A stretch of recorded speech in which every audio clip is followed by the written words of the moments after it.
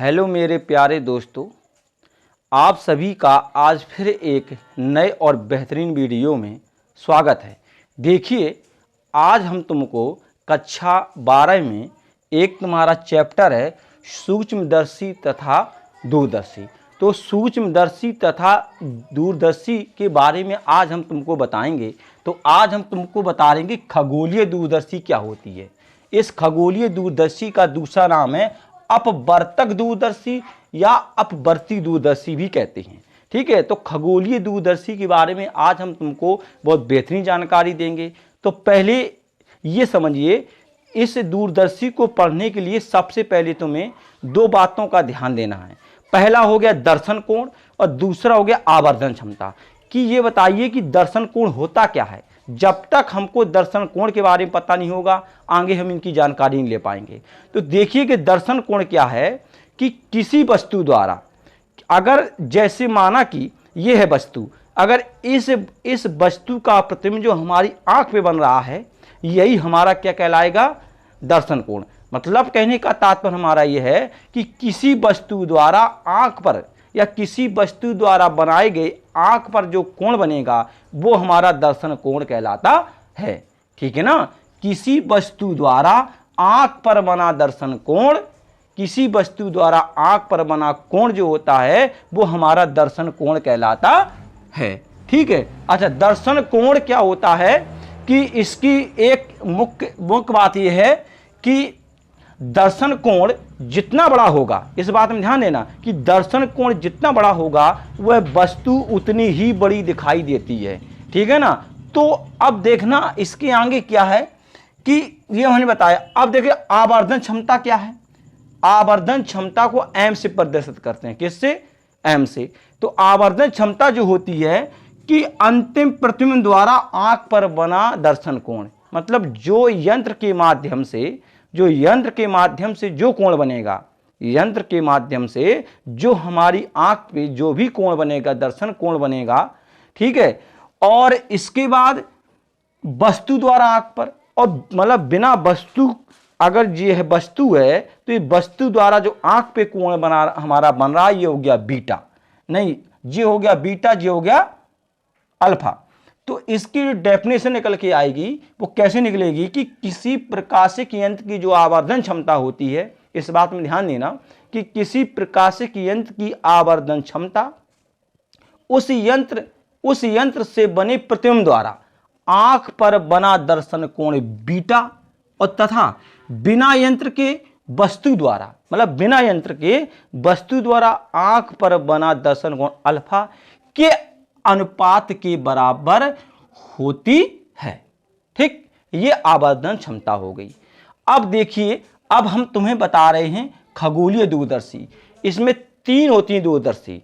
एक होगी खगोलीय, एक होगी सूक्ष्मदर्शी, एक होती है परावर्तक अथवा परावर्ती दूरदर्शी। ये तीन में से जो परावर्तक दूरदर्शी है वो वेरी मोस्ट इंपॉर्टेंट है। देखिए उसके बारे में हमें चर्चा करेंगे। अब यहां देखना, अब हम बताएं कि ये खगोलीय दूरदर्शी है क्या। तो जो खगोलीय दूरदर्शी होती है, इसका उपयोग हम वहां करते हैं जब हमें बहुत दूर की वस्तु देखनी पड़ती है। जैसे अंतरिक्ष में अगर वस्तु देखना है, या जैसे चंद्रमा को देखना है, या जैसे कोई ग्रह है अगर उसको देखना है, या कोई पिंड है अगर उसको देखना है, तो उतनी दूर जो वस्तु है उस दूर की वस्तुओं को देखने के लिए हम इस खगोलीय दूरदर्शी का इस्तेमाल करते हैं। तो दूरदर्शी वह प्रकाशक यंत्र, कहने का तात्पर्य हमारा यह है कि दूरदर्शी वह प्रकाशक यंत्र है जिसकी सहायता से दूर की वस्तुओं के प्रतिबिंब देखे जा सकते हैं। ठीक है ना।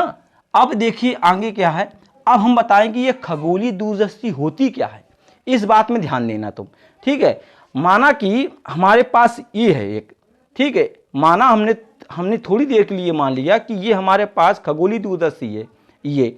ठीक है। अगर ये खगोलीय दूरदर्शी है तो इसमें क्या होता है कि माना कि यह एक बेलनाकार, हम मान रहे हैं यहां पे कि यह एक बेलनाकार धातु की नली होती है। ये जो है ये एक बेलनाकार धातु की क्या होती है, नली होती है। इसके एक ही सिरे पर बड़ी फोकस दूरी और तथा बड़े द्वारक का एक आवरणक उत्तल लेंस लगा होता है इसमें।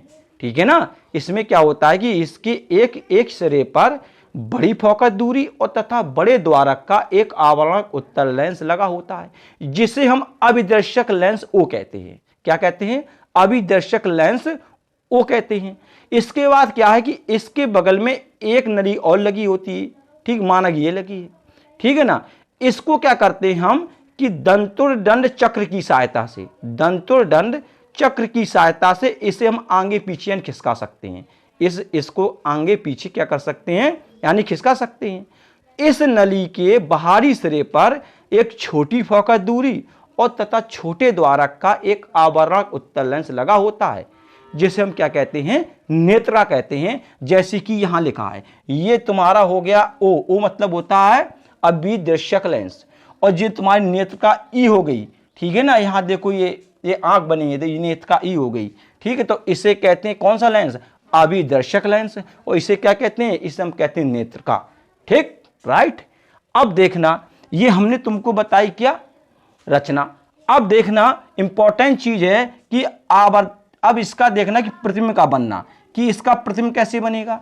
तो प्रतिबिंब के लिए देखिएगा, हमने लिया कि दूरदर्शी के अवदर्शक, ये दूरदर्शी है, इस दूरदर्शी के अवदर्शक लेंस के प्रथम फोकस के बाहर माना कि एक वस्तु ए बी स्थित है। कहां पे? अनंत पे स्थित है, ठीक है ना। तो ये क्या करता है कि जो अवदर्शक जो लेंस ओ है, इसका जो प्रतिबिंब है वो कहां, वो यहां बनाता है ए डैश और बी डैश। कहां बनाता है? नेत्रका और न नेत्रका के प्रथम फोकस, नेत्रका और न नेत्रका के प्रथम फोकस के बीच में ए डैश और बी डैश ये बना देता है, जो कि एक वास्तविक है, ठीक है। वास्तविक के साथ साथ में उल्टा है और वस्तु से कैसा है? छोटा है। अब देखना, ये जो प्रतिबिंब बना ए डैश या बी डैश, ये नेत्रका के लिए क्या आभासी वस्तु का कार्य करेगा। ये नेत्रका के लिए किसका? आभासी वस्तु का कार्य करेगा। तो नेत्रका क्या करती है कि इसका जो प्रतिबिंब होता है वो स्पष्ट दृष्टि की न्यूनतम दूरी पर A double dash B double dash बनाती है या बना देती है। बस इतना याद रखना, थ्योरी, ठीक है। इसमें क्या है, इसकी थ्योरी को विशेष करके ध्यान देना, ठीक है। हमने बताया जी, लिखा है यहां पे कि दूरदर्शी के अवदर्शक लेंस द्वारा, दूरदर्शी का अवदर्शक लेंस द्वारा वस्तु ए बी जे है, काय बना प्रतिबिंब ए डैश बी डैश है, जो कि नेत्रका तथा उसके प्रथम फोकस के मध्य स्थित होता है। यह नेत्रका के लिए किसका? आभासी वस्तु का कार्य करेगा ये। तो नेत्रका क्या करती है कि इसका जो प्रतिबिंब है वो स्पष्ट दृष्टि की न्यूनतम दूरी पर A double dash B double dash बना देती है, ठीक। अब देखिएगा इसकी आवर्धन क्षमता क्या होती है, इस चीज में ध्यान रखना। तो आवर्धन क्षमता के लिए जो ये फॉर्मूला है तुम्हारे सामने कि अंतिम प्रतिबिंब द्वारा आंख पर बना दर्शन कोण कितना, बीटा हो गया, और वस्तु द्वारा आंख पर बना दर्शन कोण कितना हो गया, अल्फा हो गया। तो इस बात में ध्यान रखना, ठीक है ना। तो हम यहां पे लिख सकते हैं कि आवर्धन क्षमता बराबर बीटा, यहां पे हम आराम से लिख सकते हैं, यहां पे दर्शन कोण है बीटा अपॉन कितना, अल्फा, ठीक है। m बराबर बीटा अपॉन अल्फा लिखेंगे यदि बीटा व अल्फा कैसे हो, छोटे हो। ध्यान देना, यदि माना कि हमारी बीटा और तथा अल्फा कैसे हो, यानी छोटे हो। तो इस बात में ध्यान देना है कि अगर इस बात में आ रहे तो m बराबर हम क्या करेंगे, पहले बीटा चाहिए हमें। तो बीटा के लिए देखिएगा ये कोण बन रहा है यहाँ पे बीटा आई, ये ठीक देख रहे हो, किसके ए डैश बी डैश और ई, ठीक, इनके मध्य में ये तुम्हारा बन रहा है। तो tan थीटा बराबर फॉर्मूला होता है क्या, लंब बटे आधार।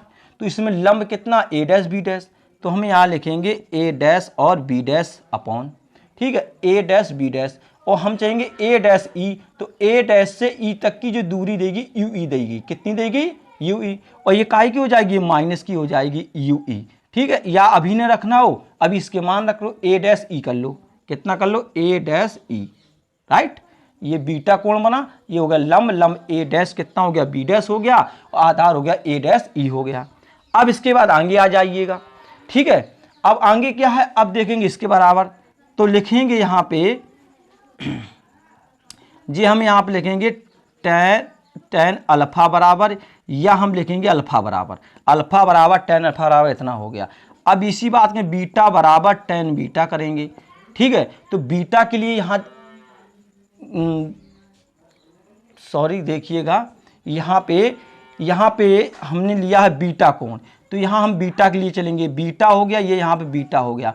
अब यहाँ चलेंगे हम अल्फा के लिए, तो ये अल्फा हो गया, ये यहाँ पे कितना अल्फा हो गया, ठीक। अल्फा ये बन रहा है तुम्हारा यहाँ कोण, ये कितने बन रहा है देखिए यहाँ पे ओ ए डैश और बी डैश, कितना बना है यहाँ पे ओ ए डैश और बी डैश, ठीक है ना। तो यहाँ क्या लंब हो जाएगा, लंब कितना हो जाएगा ए डैश और बी डैश अपॉन, और यहाँ से यहाँ तक कितना हो गया ओ ए डैश हो गया, ओ ए डैश, ठीक।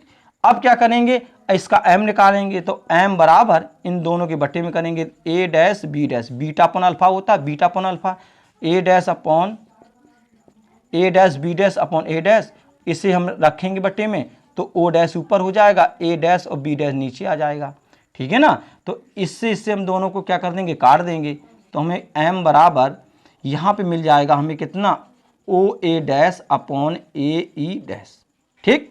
ये हमें मिल गया m बराबर। तो हम देखेंगे यहाँ पे m बराबर मिला, तो m बराबर ओ ए डैश कहाँ पे है देखिएगा, हम देखेंगे यहाँ पे ओ ए डैश, तो ओ ए डैश तुमको जो है दिखाई दे रहा है, यहाँ से यहाँ तक की दूरी कितनी देगी, एफ ओ दी गई है, तो हम यहाँ कितना एफ ओ लिख देंगे। ए डैश ई, ये देखो ए डैश ई, यहाँ से यहाँ तक की दूरी यू ई देगी, तो ये माइनस की हो जाएगी यू ई, जे एम का मान यहाँ से निकल के आ गया। ये समीकरण नंबर कितना बन गया तुम्हारा, पहला बन गया। अब इसमें अलग अलग हेडिंग चलेंगी, ठीक है ना। अब देखिएगा नंबर फर्स्ट हेडिंग है कि जब अंतिम प्रतिबिंब स्पष्ट दृष्टि की न्यूनतम दूरी पर बनता है, न्यूनतम दूरी पर बनता है, ठीक है ना। अब हम देखिएगा तो अंतिम प्रतिबिंब नेत्रिका द्वारा बनता है, लिखना यहाँ पे अंतिम प्रतिबिंब नेत्रिका द्वारा बनता है, ठीक। तो यहाँ देखेंगे हम लेंस के सूत्र से आएंगे, लेंस के सूत्र से, ठीक है ना। तो 1 अपॉन यहाँ पे लिखेंगे हम 1 upon v minus 1 upon u बराबर 1 अपॉन एफ। अब देखना जो यहाँ पे जो b का मान आ जाएगा तो माइनस के कितने हो जाएगा, d के बराबर हो जाएगा, u का मान हो जाएगा तो u यहाँ पे माइनस की u के बराबर, और जो f है जो कितने के बराबर हो जाएगा, एफ ही के बराबर हो जाएगी, ठीक है। अच्छा क्योंकि नेत्रिका द्वारा काम हो रहा है सब, तो यहाँ रखेंगे इसका मान, तो b का मान कितना माइनस का d हो गया, ठीक है। यू ई रखेंगे तो माइनस के यू ई हो जाएगा, और 1 अपॉन कितना एफ ही हो जाएगा। अब हम क्या करेंगे कि इसका यहाँ पे क्या कर देंगे, पक्षांतर कर देंगे, यहाँ पे इसका क्या कर देंगे हम, यानी पक्षांतर कर देंगे, तो ये माइनस क्या हो जाएगा, प्लस हो जाएगा। तो यू ई बराबर 1/एफ ही प्लस 1 अपॉन कितना हो जाएगा, डी हो जाएगा, ठीक है। जब ये इतना हो जाएगा तो अब हम क्या करेंगे, यहाँ पे इसका एलसीएम लेंगे 1 अपॉन यू ई का, ठीक है ना। तो देखिएगा हम इसका यहाँ पे एलसीएम ले रहे हैं, तो 1 अपॉन यू ई बराबर, तो 1 अपॉन एफ ही का लिया हमने, तो यहाँ पे 1 मिल गया, और जब इसका लेंगे जी ऊपर पहुँच जाएगा तो एफ ही अपॉन कितना हो जाएगा, डी हो जाएगा। अब हम इसका मान क्या करेंगे, समीकरण 1 में रख देंगे, कितने में रख देंगे, समीकरण 1 से, ऐसे करो समीकरण 1 से 1 अपॉन यू ई, ये लिखा है यू ई, तो ये मान उठा के हम इसमें उठा के रख देंगे हम, तो m बराबर कितना हो जाएगा, minus F O upon F ही हो गया, एफ ओ अपॉन एफ ही, और 1 प्लस एफ ही इंटू कितना हो गया, डी।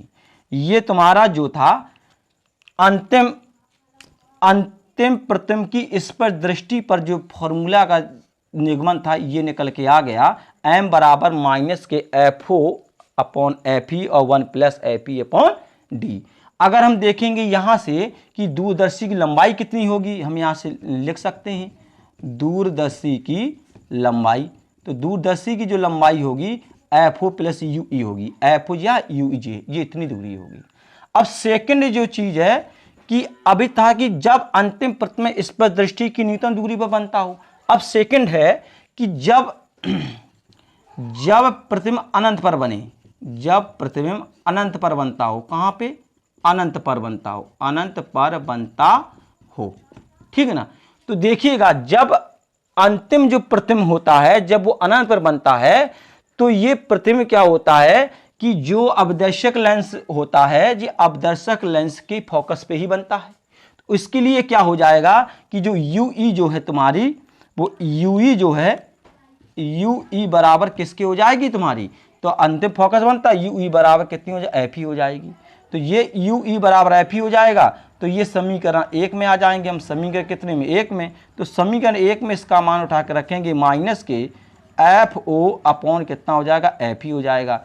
ये जो बन रहा है ये किसके द्वारा, जब अंतिम प्रतिबिंब जो है अनंत पर बनता हो तो यू ई बराबर एफ ही हो जाएगा। जब यू ई बराबर एफ ही हो जाएगा तो यू ई के स्थान में हमने रख दिया तो एम बराबर माइनस के एफ ओ अपॉन एफ ही निकल के आ गया। ये है होता है सूक्ष्मदर्शी की आवर्धन क्षमता के सूत्र का निगमन, जो हमने तुम्हें बहुत आसान भाषा में बताया है।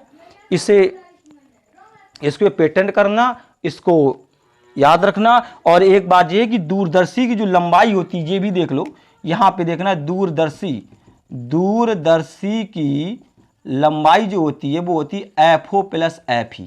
ठीक है, यहां पे दूरदर्शी की लंबाई कितनी होती है एफ ओ प्लस एफ ही, इस बात में ध्यान रखना। और भी ठीक है, इतना देखना, फिर इसके बाद हम आगे बताएंगे। और इसका रिवीजन कीजिएगा, इसको पढ़ते रहिएगा और मस्त रहिएगा। बहुत बहुत धन्यवाद।